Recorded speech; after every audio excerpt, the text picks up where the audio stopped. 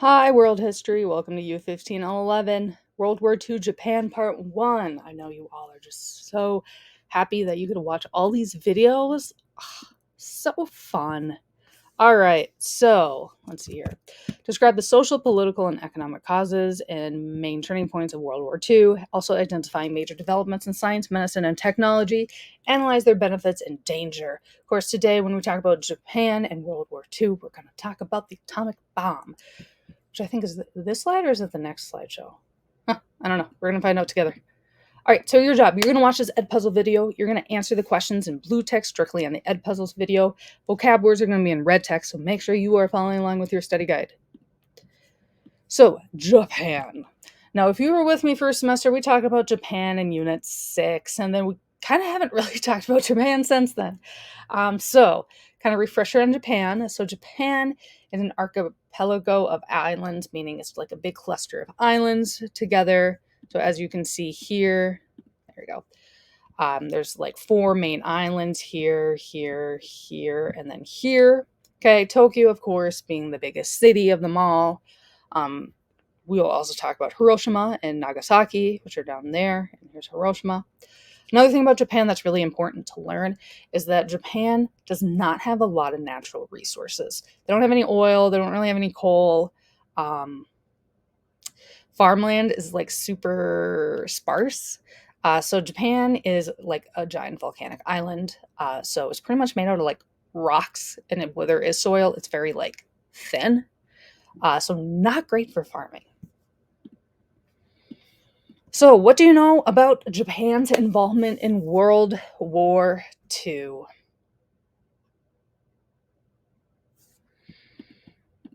Yeah, probably most of you said the atomic bomb, which is fair. That was the U.S. who dropped it on Japan.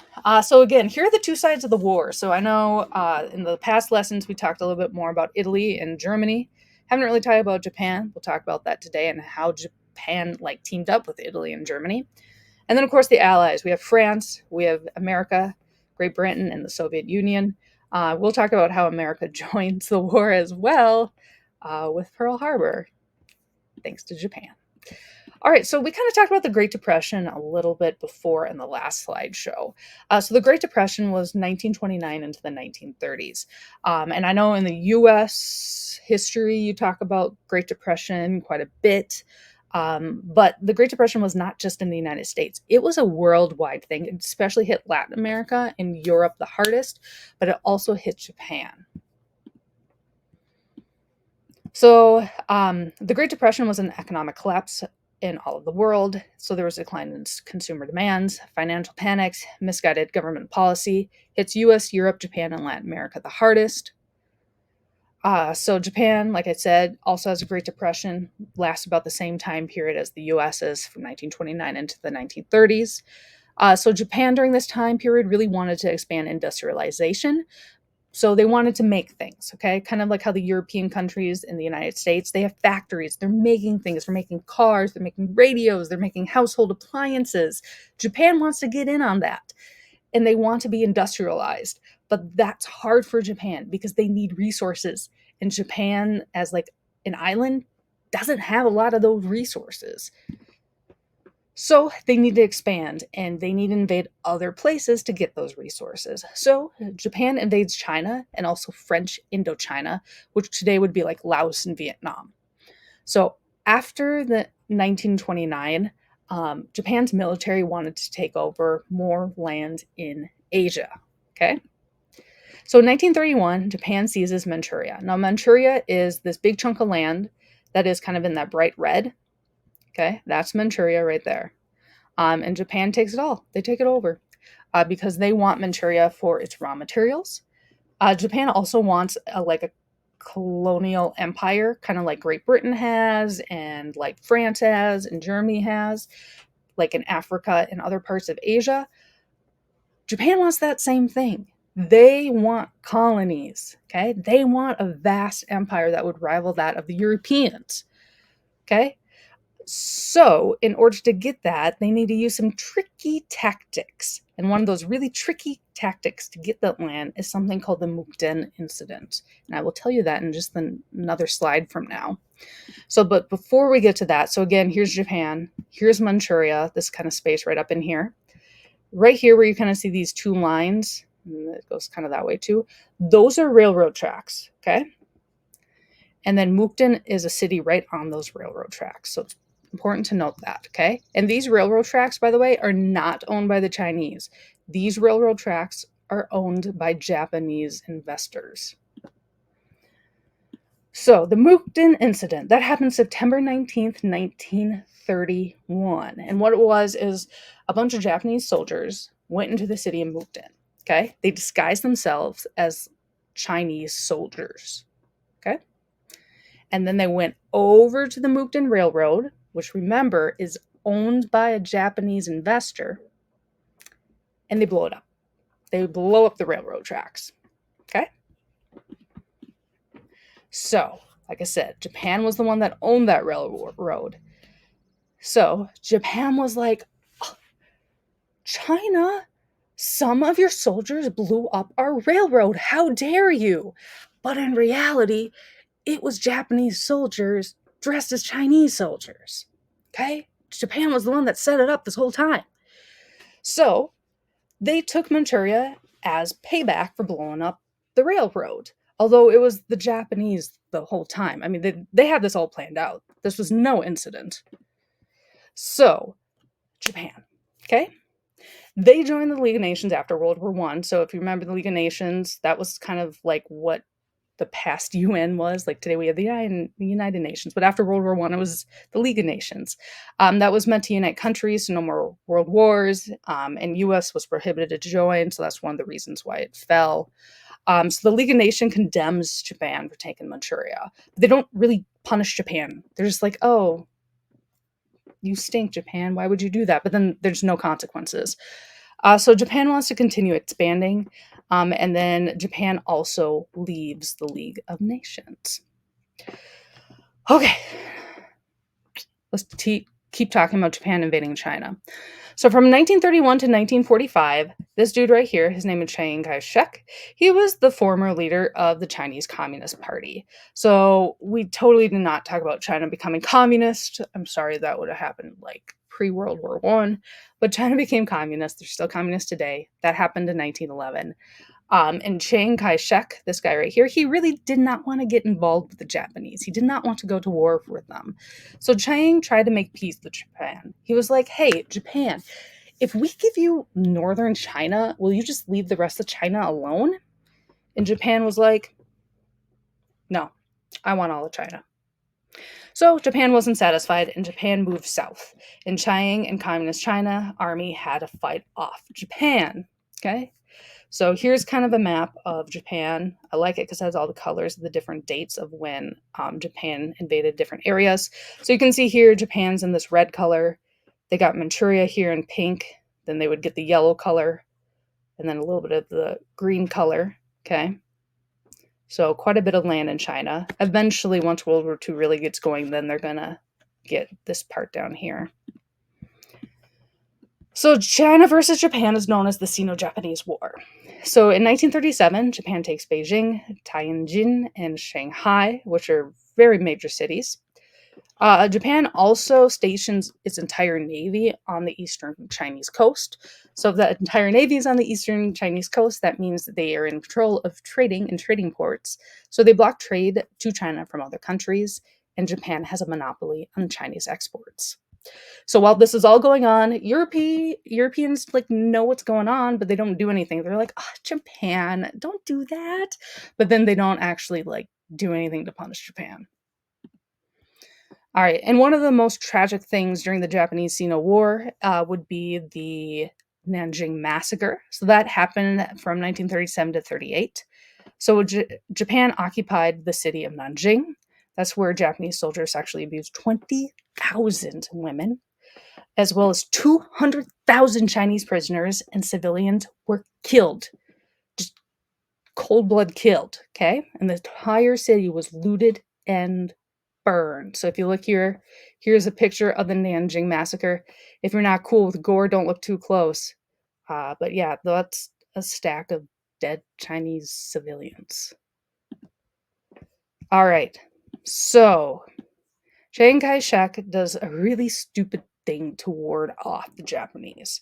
So to slow down the Japanese, Chiang thinks, oh my gosh, you know what would be a great idea if we blew up the dam along the Yellow River, which I'll show you a map of the Yellow River on the next slide.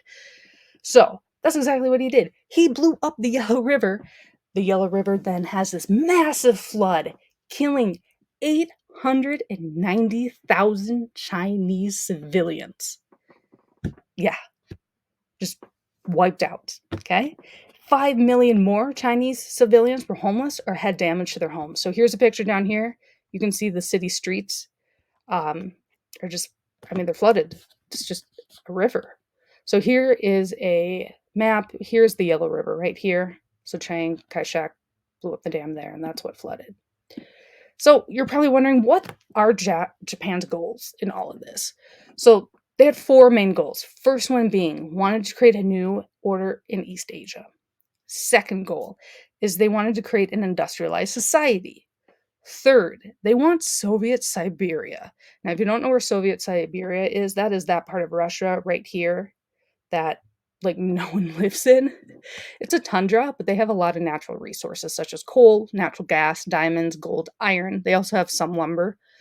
And also, number 4 would be to teach Asian countries to be Western modern. So pretty much Japan kind of wanted to fit in with the other European countries at this point.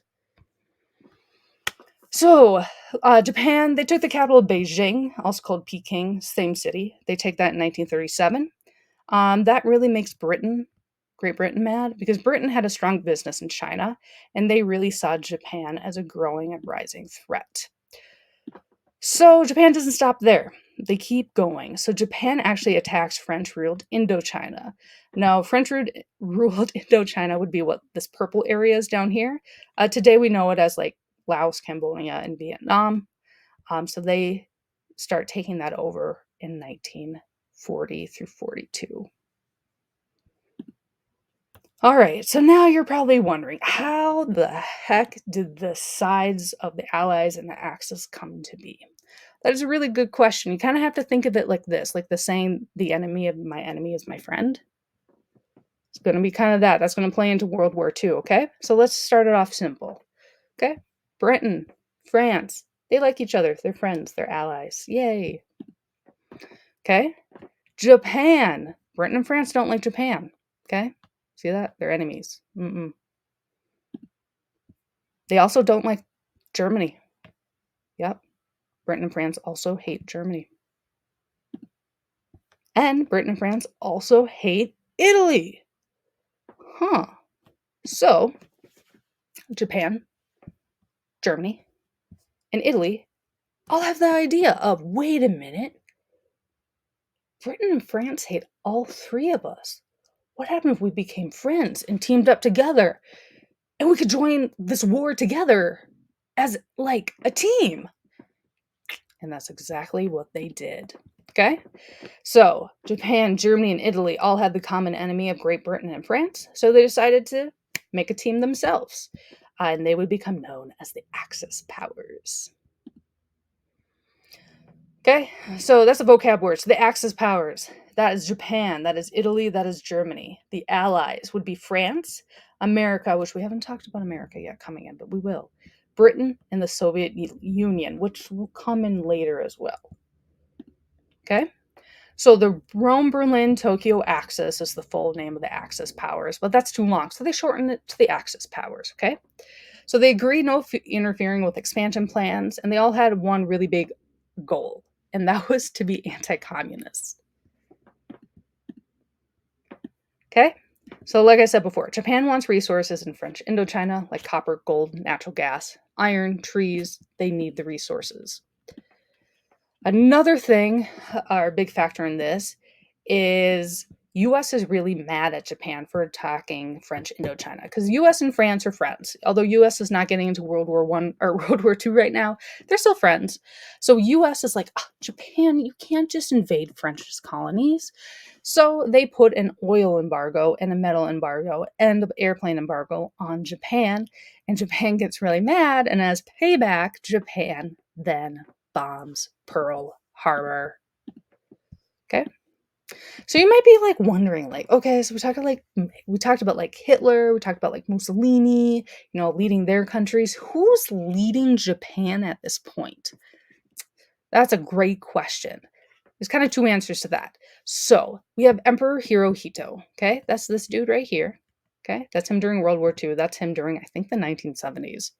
So Emperor Hirohito is the leader of the Japan, but honestly, he's just a figurehead. Okay, Japan still actually has an emperor today, which is interesting. That's the current emperor. Okay, you see him right there. He has a cute dog. Um, so Emperor Hirohito, which is right here. Okay, he is just the figurehead. The person who's really calling the shots is Hideki Tojo, which is this dude right here. He is the prime minister of Japan. He is the one who's really running the war. Okay. So again, here is a map of Japan at the height of their empire. All right, let's talk about Pearl Harbor. So December 7th, 1941. What do y'all know about Pearl Harbor? So, like I said, December 7th, 1941, Japan attacks Pearl Harbor, Hawaii. It 18 ships and 3,500 U.S. casualties, most of them being service members. So, Japan, the reason why this attack was so successful for Japan is because they had something called the kamikaze attacks. Now, kamikaze, we actually talked about slightly before during Unit 6. So, kamikaze translates to mean divine wind, and it was named after the same divine wind that stopped the Mongol invasion of Japan back in the 1200s, which we talked about in Unit 6 very briefly if you were with me. But what kamikazes mean in World War II is that airplanes are loaded with gas, bombs, and other explosives. The pilot would then crash the plane into the target, such as U.S. ships. The pilot would blow up and try to kill as many Allied soldiers as they possibly could, or if they were really successful, sink one of the ships. So kamikaze crashes sank 34 Allied ships total throughout the war, not just in Pearl Harbor, that's throughout the war. And the this attack was thought up by a Japanese Navy General Osoruku Yamamoto. So what's really interesting about Yamamoto is that he actually was a part of the U.S. Navy. And he's the one who attacked Pearl Harbor. I know, you're like, what? How's that so? Yeah, so Yamamoto, which is this man right here, so he studied at Harvard as a Navy officer from 1919 until 1921, and then he would study under the U.S. Navy during the 1920s. I mean, this guy was like pretty high up in the U.S. Navy, so much so that the guy that's sitting next to him is the U.S. Secretary of the Navy, and the guy at the end here, he was the chief of the U.S. Naval Operations. So this is the guy who's like the head of the Navy. That's how like powerful Yamamoto was in the U.S. Navy. But of course, he goes back to Japan, and then he pretty much betrays the United States. But why did he do that? That's a good question. He hated the U.S. Navy. He thought they weren't disciplined enough. Okay? He just thought Navy officers just want to play poker all day. So he learned the strengths and weaknesses of the U.S. Navy while he was studying under them so he could plan the perfect attack, which would then be Pearl Harbor. So Yamamoto also funded the project to make the Zero. Now, the Zero is the name of the airplane built by the Mitsubishi Company, so it's a Japanese airplane, and it's the fastest plane in 1940, and many were turned into kamikaze planes. Okay, and yes, it's the same Mitsubishi Company that still makes cars today. So, oil. It's always about oil. The reason why Japan attacks the US is because they put an oil embargo on them. Okay, and Japan went to war to improve access to oil. It's always about oil. All right, so prior to World War II, U.S. practiced something called isolationism. I know we talked about this during World War I as well. So the U.S. saw World War II as a European-Japan conflict, not a U.S. conflict, totally different continent, okay? U.S. wanted to be isolated from World War II. They did not want to get involved. They vowed to stay out of World War II.